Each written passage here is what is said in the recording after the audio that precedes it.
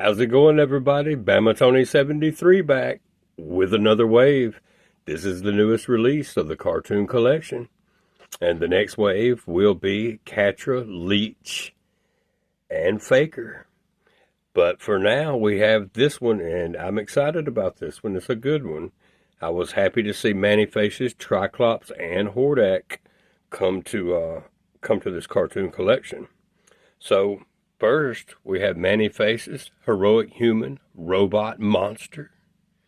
Tri-Klops, he's evil and sees everything. So if you weren't aware and you were just a little bit skeptical of whether or not Tri-Klops caught it or not, fear not, he saw it. He's evil and he sees everything. Hordak, the ruthless leader of the evil horde. And this is a good-looking Hordak. I'm telling you, I love him. Looks good. So we're going to get him out. We're going to check him out. But we're going to talk about the front of this card back first. As we did in the last video with the Montana She-Ra and Ram Man. That's the last wave. So up here we have the 40th anniversary. Just like, it's not a sticker. It's etched into the card back. He-Man and the Masters of the Universe. You have Hordak's evil eyes overlooking Castle Grayskull and the fiery sky. Looks awesome. And the card back, as I mentioned in the last video, it's a lot stronger than the previous ones when He-Man and Beast-Man and all those guys came out at the beginning of this cartoon collection.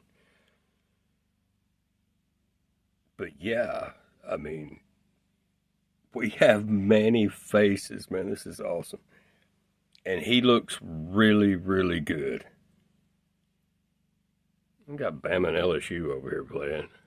Tied up. Number 4, Bama.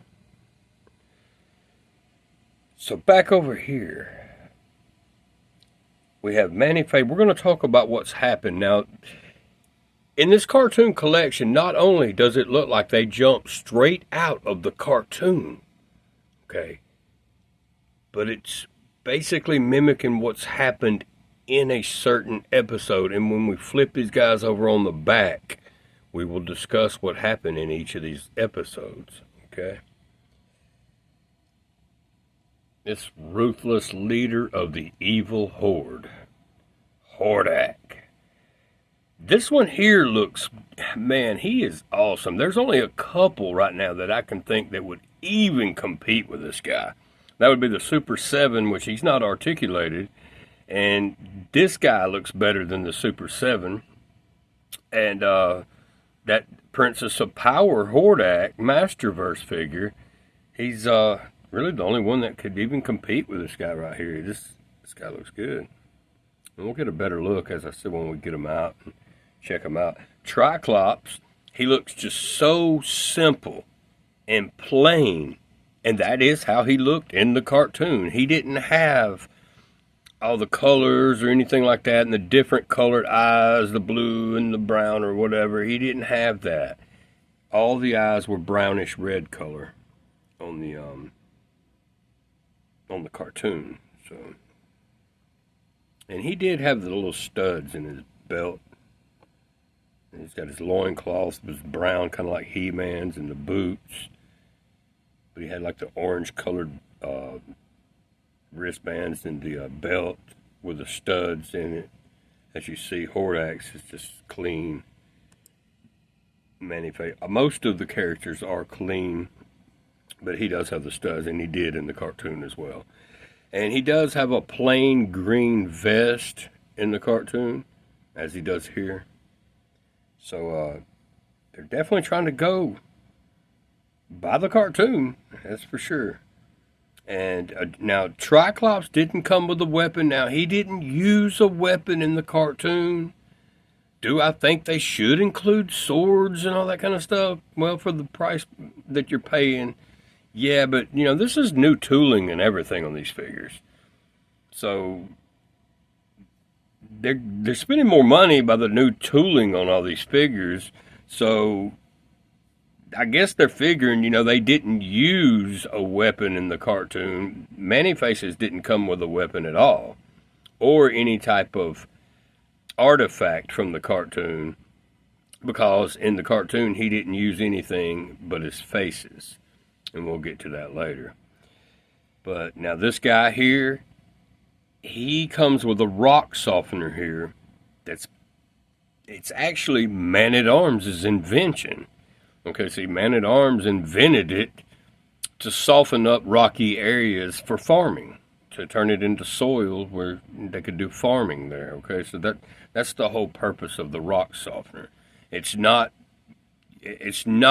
anything to do with what Tri-Klops and Evil Lyn wanted to do with it. Okay, they wanted to soften up the walls of Grayskull, or basically they wanted to soften up the jaw bridge where they could penetrate the walls of Grayskull and get all the power and rule Eternia. Okay, so that's the rundown basically on that.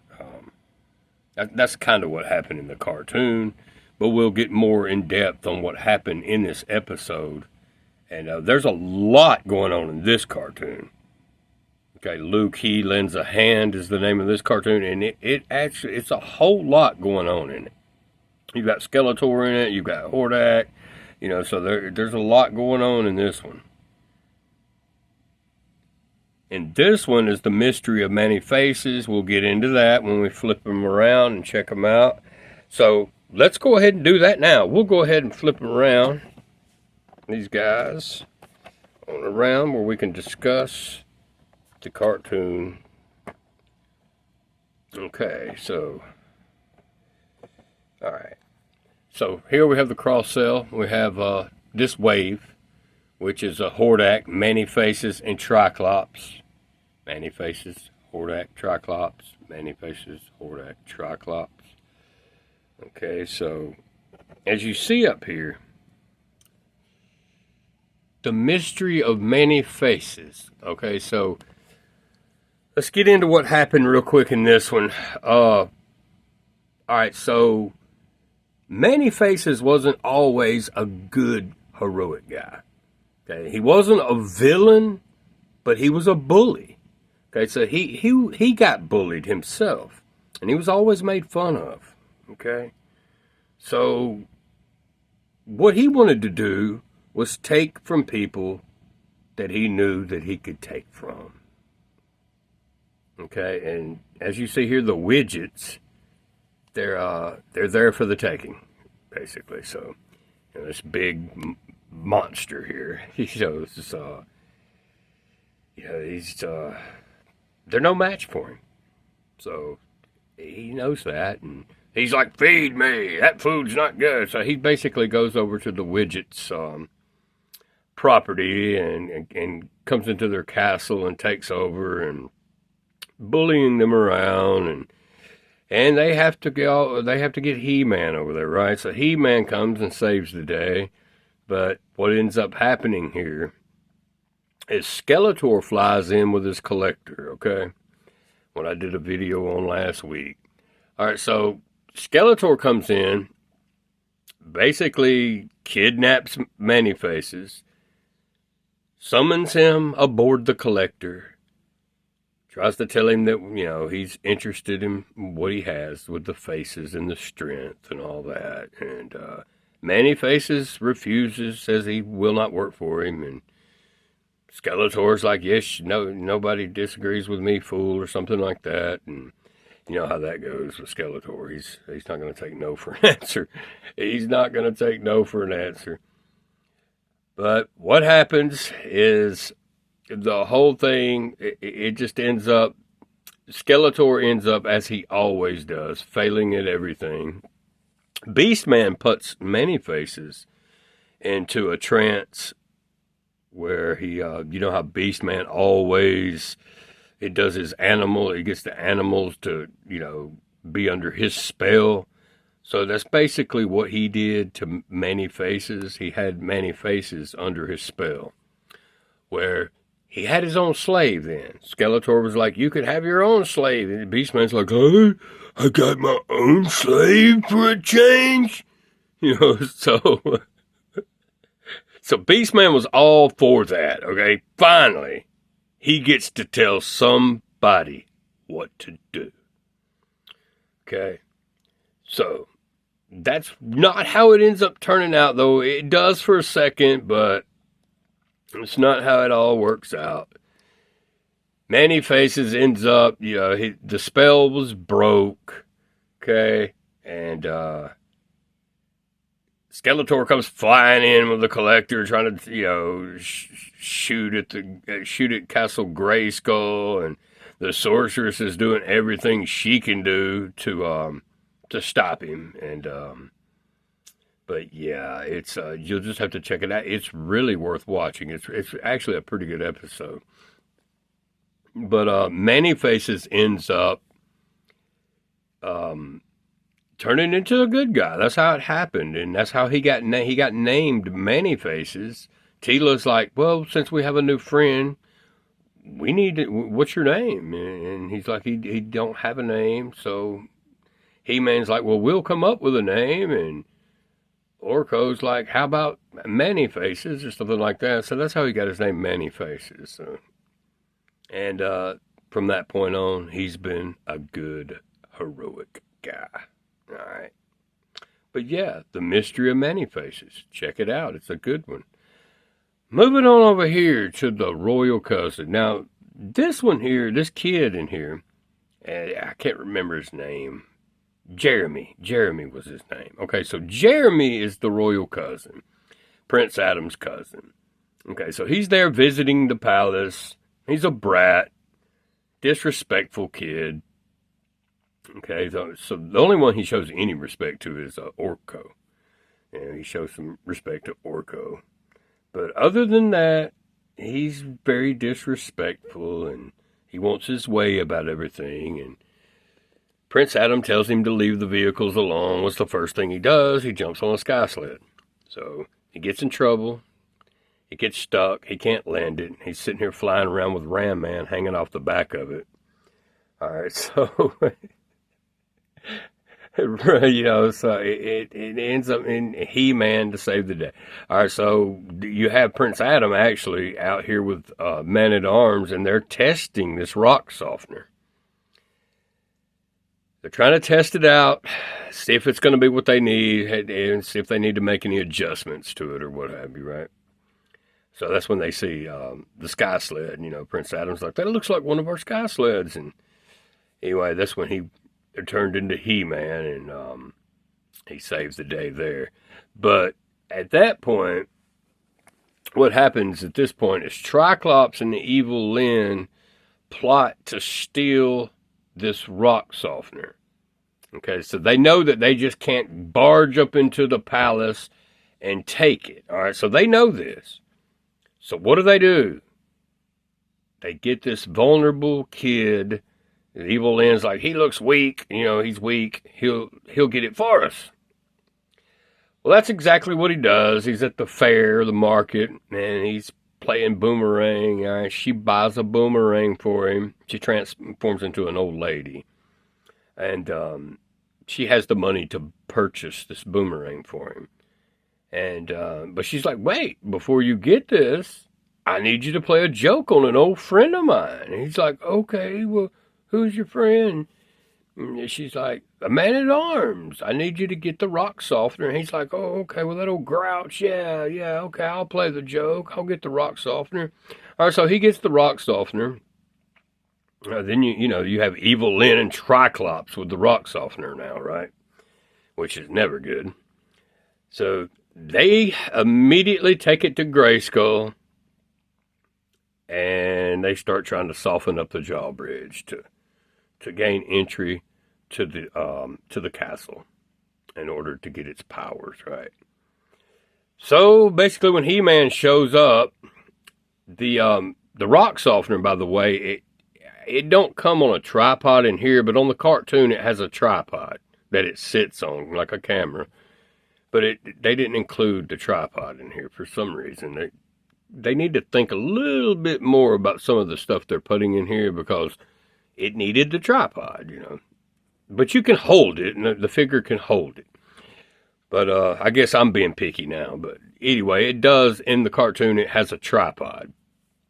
But as you see here, he's not actually holding this on He-Man in the cartoon.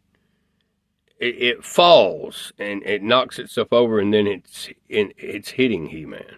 That's what's going down there. But the cousin, the disrespectful little bratty cousin, he saves the day. Man-at-Arms like, take your boomerang. So Tri-Klops does have this, but I don't think he actually points it on He-Man yet, though. He was about to, okay? So they kind of jumped the gun here. He did not do that in the cartoon, if I remember correctly. But he was about to, use this on the Jawbridge or He-Man or whatever.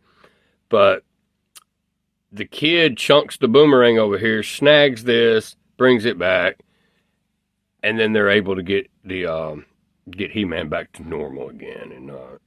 And then He-Man's like, the party's over, Evil Lynn. And then that was the end of that one.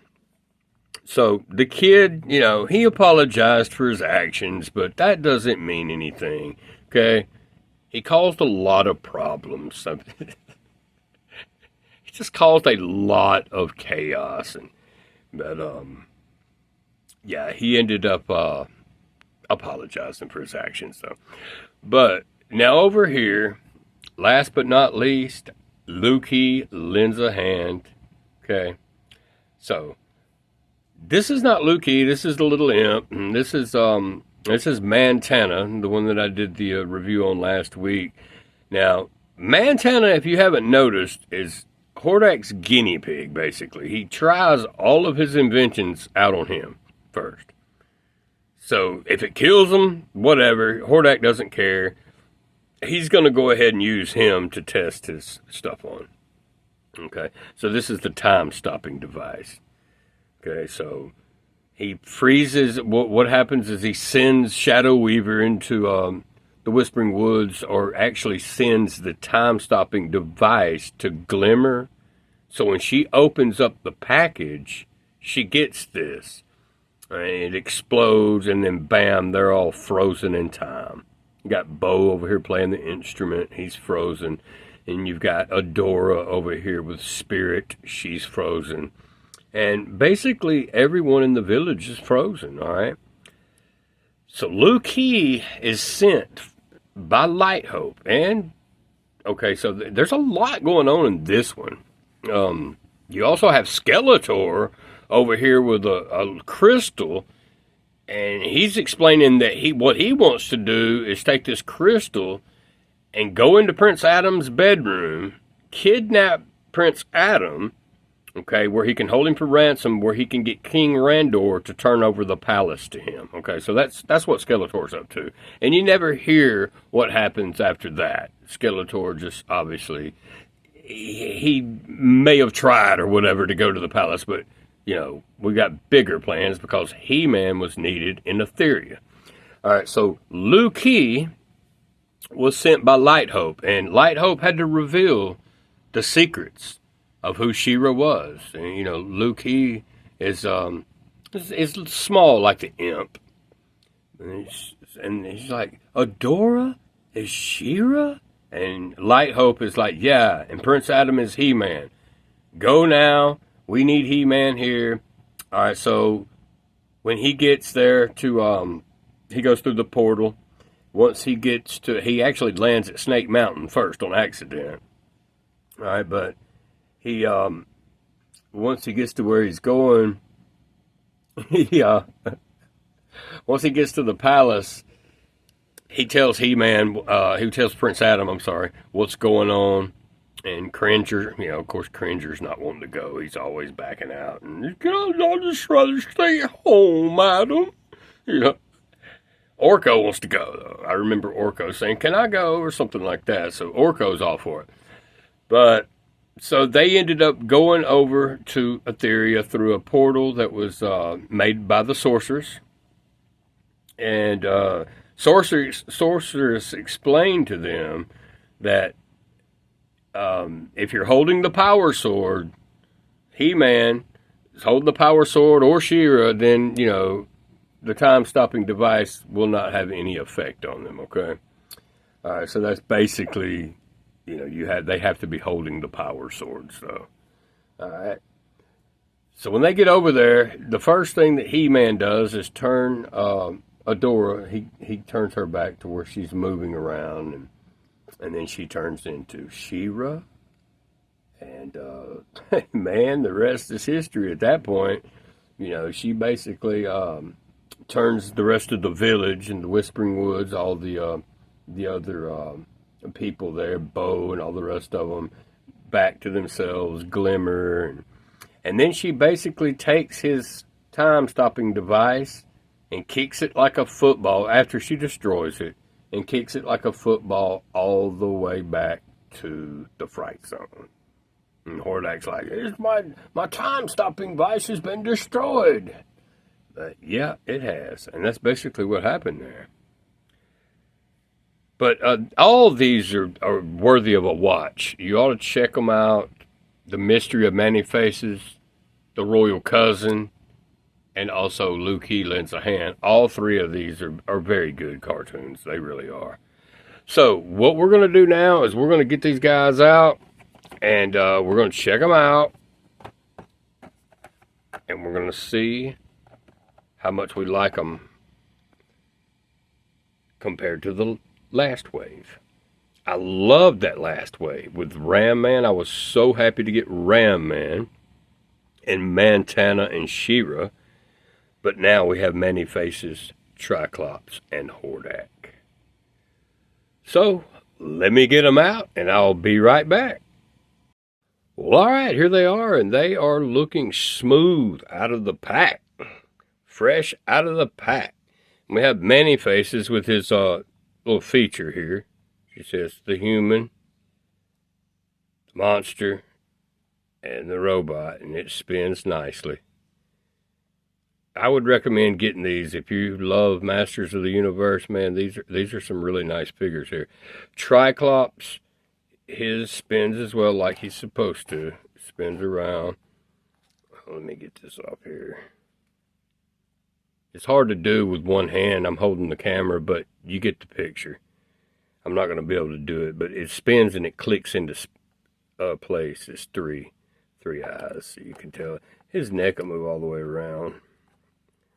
But, yeah, you got the three as you always did in the Origins and the Vintage. But it takes two hands to actually spin this around, spin the eye around. But, man, look at that Tri-Klops. And this is what he came with, the rock softener that he stole from Man-at-Arms, him and Evil Lynn. And this Hordak is looking awesome. And he's got his time-stopping device right there. And they all come with the same comic in this wave, Slime Lord. Part 2 of Horde Invasion. But yeah, every figure in the same wave come with the same comic as you see here. And this just shows you just a diagram of what parts on the figure can come off safely. That's Hordak. And this is Tri-Klops.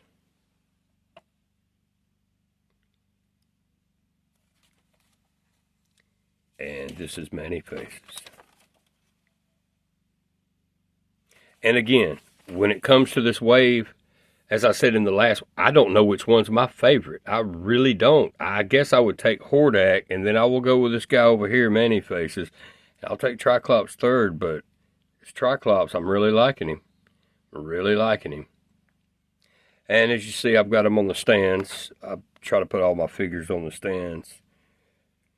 Except the larger ones won't fit on these stands. The Masterverse, so I'll have to get different stands for those. But all the 5.5-inch figures fits great on these. But man, check out the Hordak. He looks real good.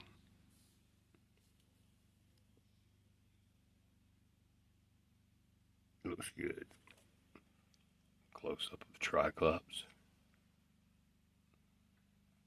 And a close-up of Man-E-Faces. Okay, so his feature spins pretty easily.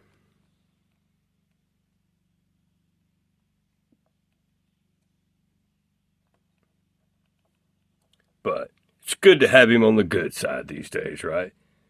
But yeah, y'all, check it out, man. You pick up these figures.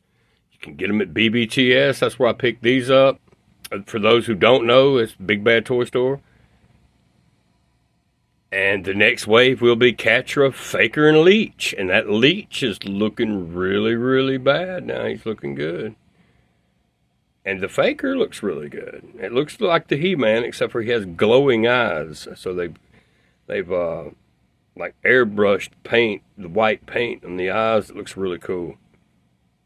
But these figures here, I am glad to have this wave in my collection. And I do have some more figures that I'm going to open up. I've got the Holy Grail on the way. I've got the cartoon Too Bad. I had to shell out more money than I wanted to on him, but I do have him on the way. And so we'll do a video review on him as soon as I get Too Bad. And I've got a Masterverse Too Bad that I'll also do a review on, and a Jitsu. And what was the other figure? A Beast Man, new attorney, a Beast Man, and an Evil Lynn that we'll check out here on the channel. So I'm gonna get going. Thanks for watching, y'all.